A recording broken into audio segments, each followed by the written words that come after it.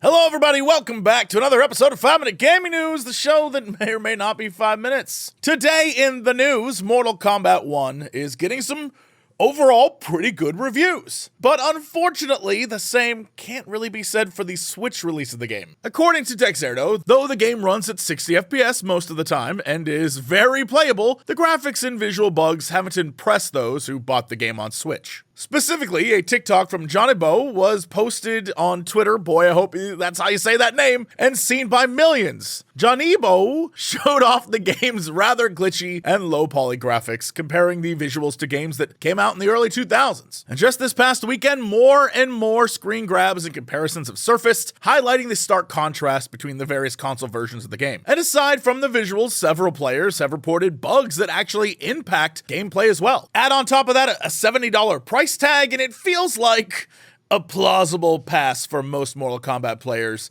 thinking of wanting to pick it up on Switch. It's just another example of all ports are not created equally, and in this case it also brings to light the Switch, and yeah, the Switch can run Nintendo first-party games pretty well, but all these other games are graphically more advanced than the Switch can handle at the moment.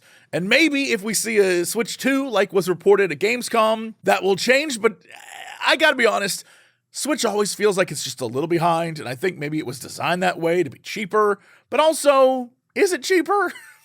Still charging $70 for a game, you know what I mean? I don't know, the Switch is still great. This isn't me shitting on Switch, it's just something you notice when games port from a PlayStation or Xbox to Switch.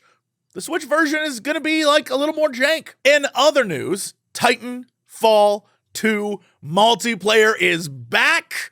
Yes, you heard that right. Just last week, a pin post to the Titanfall Reddit appeared that reads, Titanfall 2 servers appear to be fixed by Respawn. Yes, this is real. More specifically, just to clear up any misconceptions, what got fixed was the matchmaking. You no longer get disconnected while searching for a match. Getting disconnected while in-game or server lag hasn't been happening for nearly 2 years now. For years, Titanfall 2 fans have been asking Respawn to address the server issues, and now it appears that their prayers, or rather, constant spamming of comments online has been answered. And since the server fix, the folks have been flocking back to the beloved mech-based multiplayer. Hazardor Gaming on Twitter shared, Titanfall 2 on Steam keeps hitting 20k plus players after latest new update by Respawn. I wonder how's the lobby on consoles? A few months ago, it was less than 1k people playing the game. Titanfall 3 needs to be a thing, which is exactly the thought on my mind. I would love a Titanfall 3.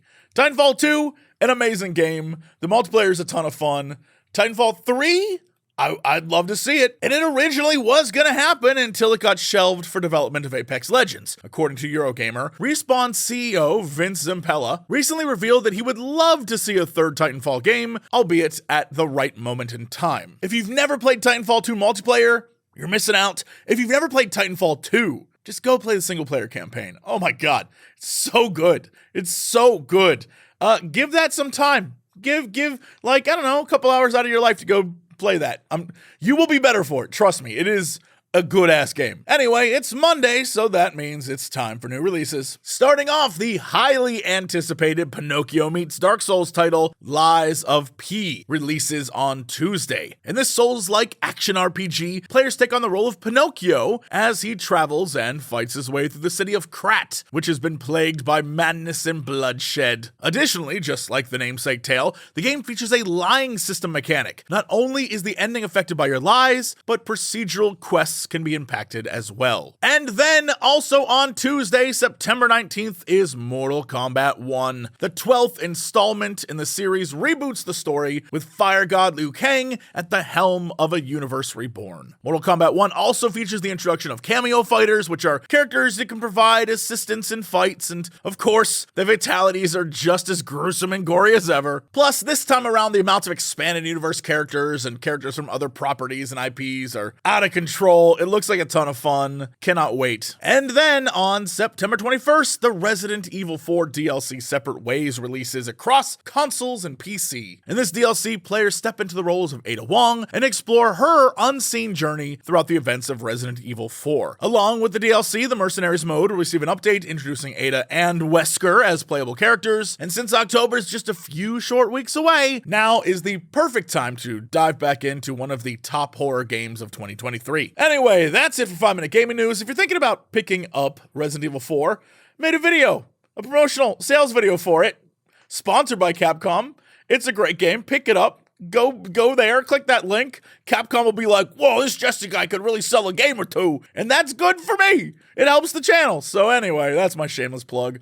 Thanks so much, and I'll see y'all tomorrow for another episode of 5-Minute Gaming News.